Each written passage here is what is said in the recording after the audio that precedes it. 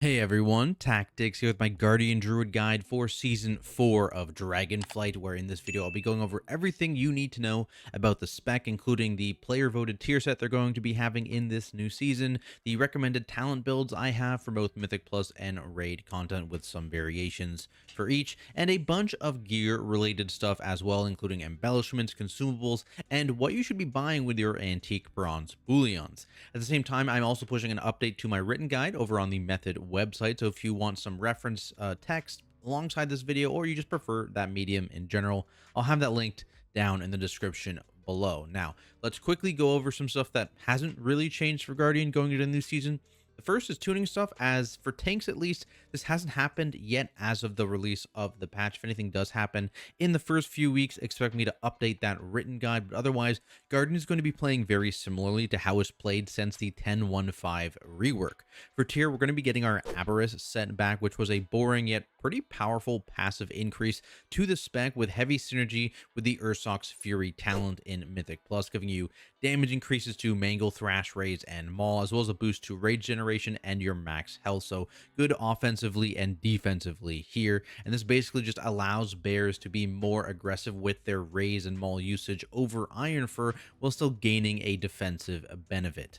The only real difference between the spec now and back in Season 2 when this tier set was last used are the talent changes that we saw going into 10.2, where Galactic Guardian is back to automatically spreading Moonfire in multi-target situations when you're also talented into Twin Moonfire, so it's a combo of those two talents, as well as the Rage generation adjustments to Blood Frenzy, where it's now capped at 5 targets, but it grants 3 Rage up from 2. That is probably a good place to talk about talent builds, so let's start with Mythic Plus. All right, here we are, your standard loadout for Mythic Plus. It's going to look something like this. I'll drop the import link down in the description below if you guys are interested in that. But let's start by talking about the general tree here. So there's some pieces in Mythic Plus you obviously really want. Of course, your Interrupt, super important. You always want to make sure you're talented into that. Utility like Typhoon is also significantly better in Mythic Plus compared to something like Raid, so it's something you usually want to pick up. Meanwhile, there's also some things that you want sometimes, but not all the time, right? Hibernate potentially to deal with Incorporeal. Obviously, remove Corruption as a dispel for things like Afflicted, or like the Tree Boss in Algathar Academy can be valuable as well in some situations. And outside of that, you've got talents like Nature's Vigil and Verdant Heart up here, which are nice to haves, but you would have to drop some of the other talent points that are kind of nice to have in similar situations here that I've included. So something you could drop to actually get these talents, you can drop things like Heart of the Wild, right? If you don't care about the small damage increase, you can pick that up. You can also drop things like Innervate, move that around. And the other thing is Wild Charge as well is something you can move around. So, you know, if you wanted to get something like your Dispel, you kind of have to drop a lot of those things in order to get it right now. You could also potentially drop a point in Nurturing Instinct, so you have some flexibility here. But yeah, it's rough to get the Dispel for now, but otherwise those are the kind of the points you're playing around with. You can also get one of these on like a Sanguine week if you want the CDR on Typhoon, which could be good sometimes. Just kind of depends on what you need in a given situation. Moving over to the spec tree here, this is a pretty standard Incarn based build that a lot of you will probably be familiar with if you've played the spec in the last couple patches. And again, similar to what I was talking about earlier, if you're looking at the Season 2 build, the only difference is you've dropped the points in Flash and Claws to pick up this little package of Moonfire over here on the side, because you get the auto spreading when you have both of these talents together. It's not only a lot of damage, it's a lot of rage gen and stuff like that as well. It's pretty useful to have those two. The rest of the tree is pretty standard. If you want some more damage output, you can do some things like you can shift persistence up a little bit to get Thorns of Iron for a little bit of extra damage. If you want some more off healing, you can shift this Brambles over to Dream of Scenarios at the loss of some damage, that kind of thing. Just be aware, they actually broke the regrowth macro that forces you to stay in bear form if you press regrowth, so now it'll just auto shift you if you don't have a Dream of Scenarios proc, so it can be a little dangerous until that either gets fixed or changed how it functions, so keep that in mind. But that's the Mythic Plus build, so fairly straightforward, probably familiar. Let's shift here to the Raid build, where you're able to get a lot of the things you wanted, the nice to have talents I was talking about earlier, because you don't need nearly as much utility.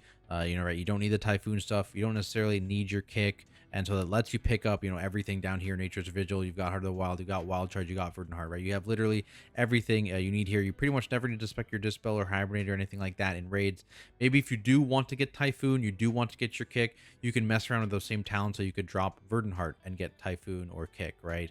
You could drop Wild Charge and a 1-for-1 it for your Interrupt, which also functions as a charge. If you need both, you could obviously get both as well. Nature's Vigil, not a huge deal in raids for the most part. Heart of the Wild, again, if you really wanted to lose that for dropping a little bit of damage, not a big deal. So you have some options here if you do ever need the utility pieces in your kit, but otherwise it's kind of just a standard thing, and you can get almost everything you would want in almost all situations.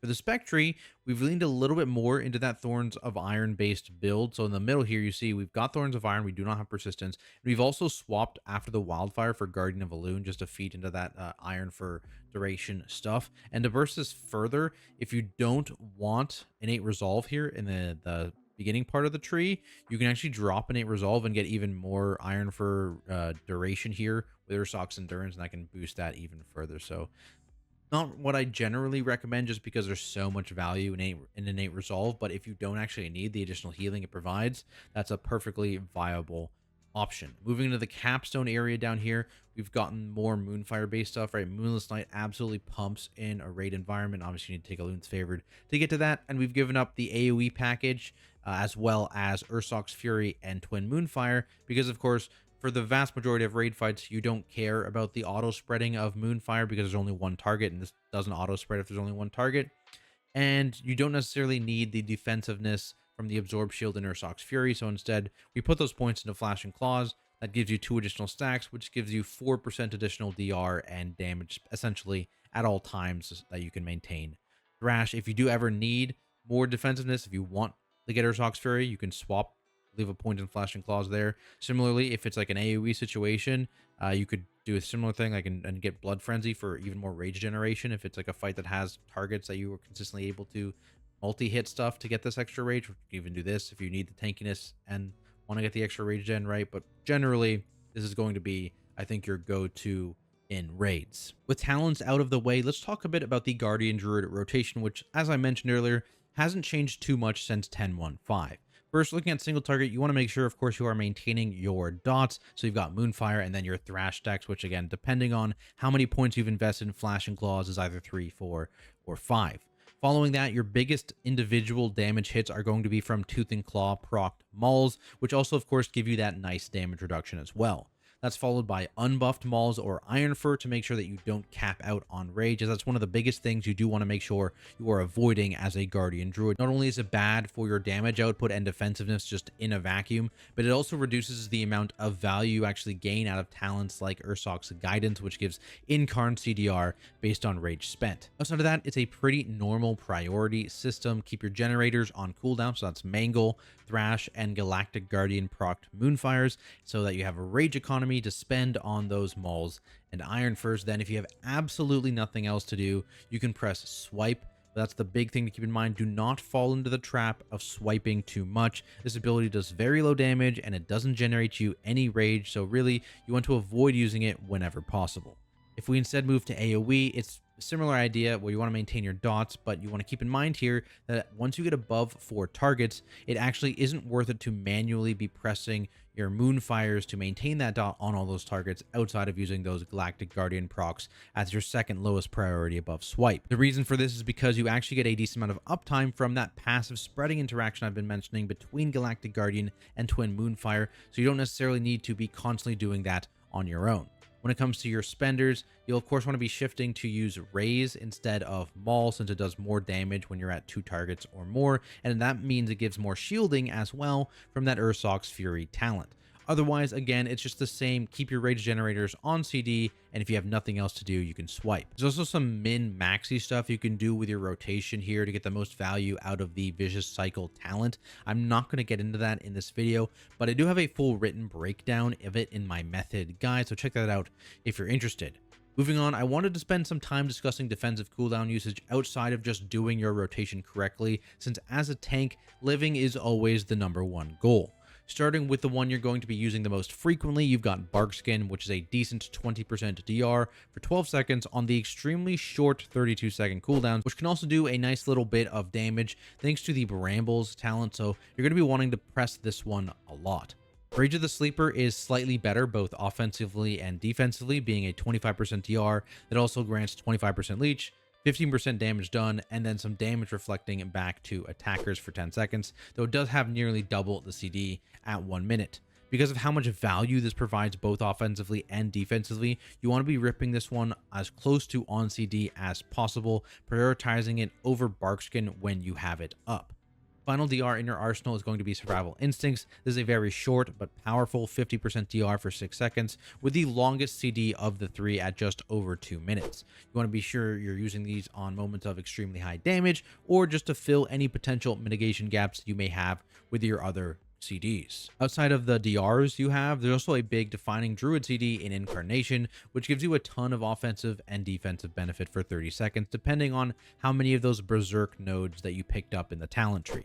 Baseline, this is a 3-minute CD. However, thanks to that Urzok's Guidance talent I mentioned earlier, you get CDR based on your rage spent, which allows good players to get this to a sub 2-minute CD. This talent is one of the major reasons why generating and spending rage is so important, as it has this trickle-down effect on one of your biggest CDs that will drastically increase both your damage and your durability.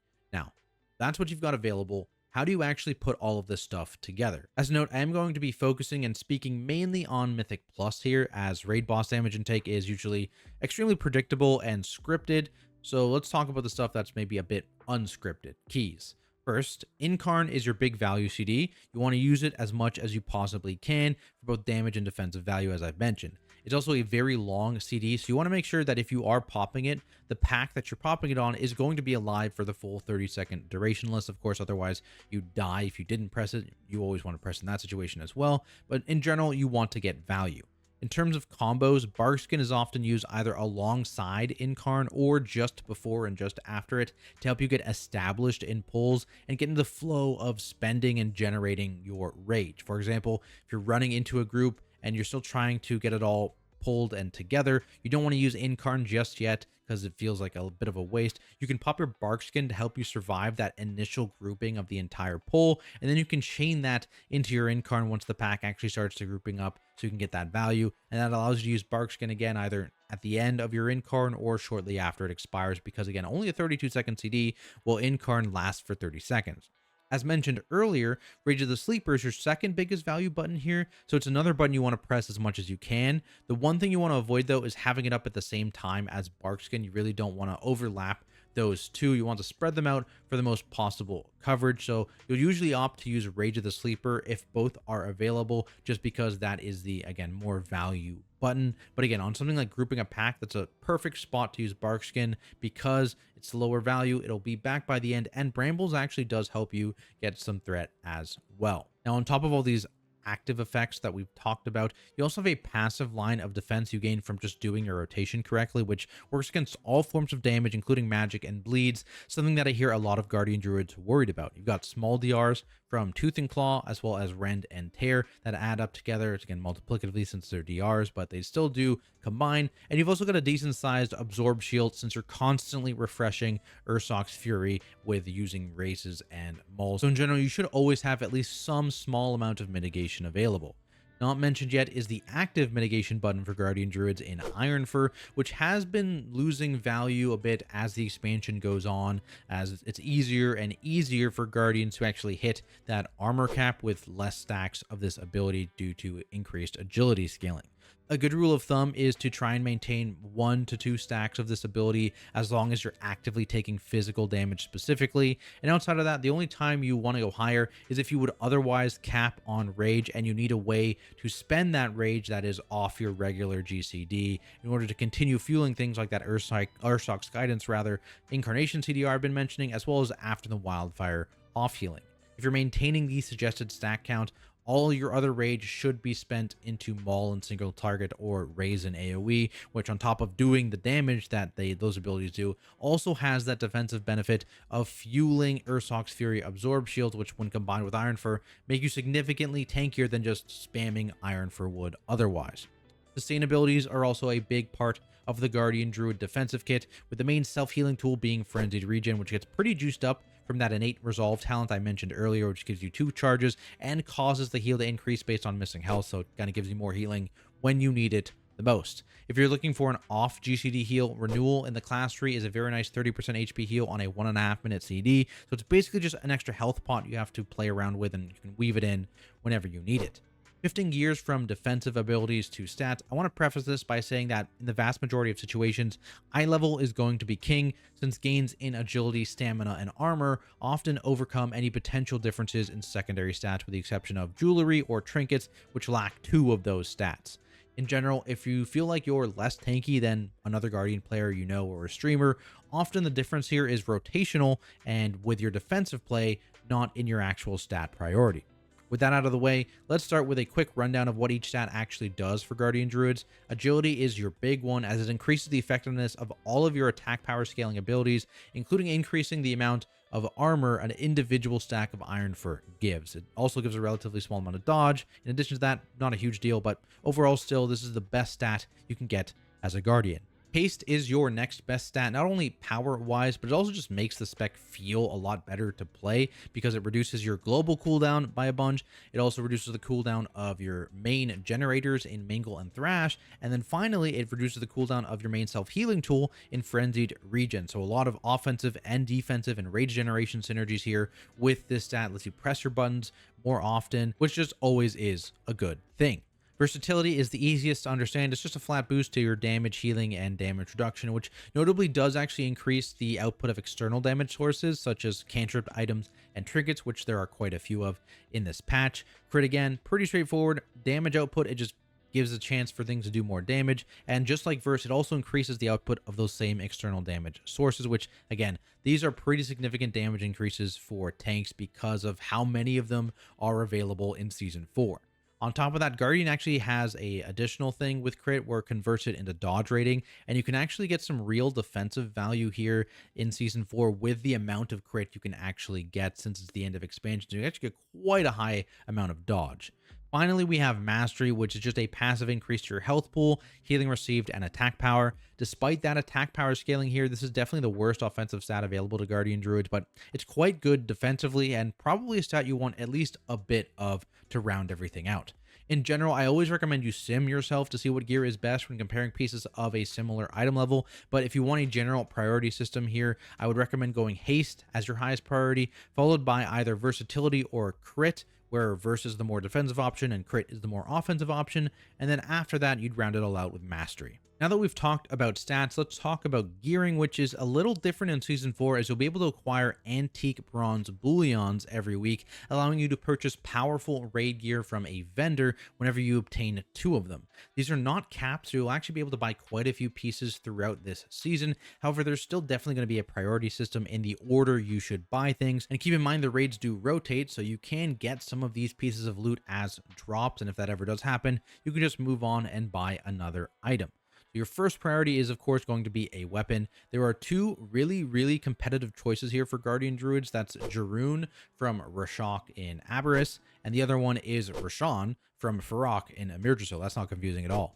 These items sim very close to each other, and while Jaroon is very slightly better in sims and can gain from smart usage combined with like damage amps or on priority targets, Rashawn is just completely passive, doesn't require you to think about when to use it, and it doesn't require you to potentially have good boss kill timers for it to excel. Because of this, in general, I'm actually going to recommend Rashawn here for the vast majority of Guardian Druids, but just note again that there are situations where Jaroon is actually better if you're looking to big min-max your damage output here, but in general, I think the difference is less than 0.5% of your overall damage, so it's very small here and not necessarily something you really need to think about. Next up, making the return in Season 4 are the very rare rings from Vault of the Incarnates, with Seal of Diurnus Chosen being a solid damage increase, and the Seal of Filial Duty being a nice absorb in situations where you are consistently taking damage, like in Mythic Plus, though it has less value in Raid specifically, especially with that heavy mastery. These rings just have a full stat budget on top of their effects, so they're probably going to be the second on your priority list, specifically with the Aeronog ring, as it is a nice damage increase in both raids and Mythic Plus. From there, we can look at some powerful raid trinkets, of which there are a lot. I go into detail on most of the important ones in the written guide, but for a quick summary, raid trinkets are likely going to be a mix of some flat damage trinkets available. Pocket Anvil and Signet Brand are looking to be the two best ones on fights that are longer than 4 minutes specifically, so that they can actually ramp up their stack count and do additional damage. Augury is a good honorable mention here, as it is competitive with these two trinkets on those longer fights if you get good procs, but also it's just better on shorter fights as well. I of course have to mention Grief Torch, where the damage on this trinket may not necessarily beat out the 3 we just mentioned, but if you start having player deaths for that cooldown reduction, all of a sudden it passes them very quickly. If you really want to use a defensive trinket in raid, I'd recommend Rage Heart, as it's a relatively short 1.5 CD that also gives you quite a bit of damage upside. For Mythic Plus, again, Rage Heart is near the top of the class here, as it's just hard to beat the solid damage and defensiveness it provides. Outside of that, I think the stat trinkets are likely to see some play, but which one you use is dependent on what your group is actually using. So both Whispering Incarnate Icon and Ominous Chromatic Essence are competitive with each other. It just depends how many players are playing each. If you're looking to just pump damage, Storm Eater's Boon is the trinket for you. Just be aware you are immobilized for the duration of this trinket effect, so it can be quite dangerous to use. For players looking to push for the 0.1% title, you'll likely want to get your hands on a Prophetic Stone Scales trinket from the Mythic Zero version of Dawn of the Infinites. You only have a chance to get this once per week, so definitely recommend farming it out if you plan to do difficult content this season, but for the vast majority of players, you won't want to use that. Finally, there are a couple more niche options. Ward of Faceless Ire gives you an external that you can hand out to other players, which can be quite useful in higher Mythic Plus keys. And the other one is Enduring a Dreadplate, which saw a pretty massive buff on the PTR, giving it substantially increased damage in AoE situations if you're able to aim the effect properly. And it's also very good defensively against high volume, small hits because it is a flat DR. So pretty underrated trinket here. I actually could see this jump up to the top as well, maybe even above Rage Heart, depending on how scaling in dungeons works. Again, more details on all of these trinkets and more over in the method guide linked in the description. For embellishments, fairly straightforward here. Not much has changed for Guardian. You're still going to be wearing those Toxic Thorn boots along with a Toxic patch on your bracers. Potentially for Mythic Plus, once you get into higher keys, I could see you maybe dropping the Toxic patch to get a Lariat later in the season when you have more sockets, just to gain the additional secondaries, which helps out both offensively and defensively. But I wouldn't be surprised if you just saw players stick with Toxic patch. If you want to get the alchemical flavor pocket for that extended food buff and having it persist through death, I recommend tossing that on your cape, as it's the lowest stat budget slot available. Moving on, let's quickly go over important things like enchants, gems, and consumables, which again, full write-up in the method written guide on that site. So I'm going to be brief here. For enchants, standard stuff, you're going Waking Stats on the chest. You can choose between the Stamina and Watcher's Loam or the Speed and Planesrunner's Breeze on your boots. Probably Haste on the rings. And then for your weapon, it's either Wafting if you want some damage or Sophic for defense. You've got Fierce Armor Kit on the legs. And then for your tertiary stats, I'm actually going to recommend you run Avoidance this season over Leech on your bracers and cloak, just because there's actually quite a few moments of tank damage throughout these dungeons, which are actually reduced by Avoidance. So I think you're going to get the biggest bang for your buck out of using that. For gems, in general, I'm going to recommend using Energized, Emerald, the Haste first, but you can also use the crafty one, which is Haste Crit, if you want more damage. And of course, you want that Fierce Unlimited Diamond for the main stat and haste. For food, of course, there's the Feast, but also potentially using secondary stat food. You've got the Aromatic Seafood Platter. Files is kind of going to depend on the situation. The general use one is Tepid Versatility. Just a lot of situations you can just passively use that.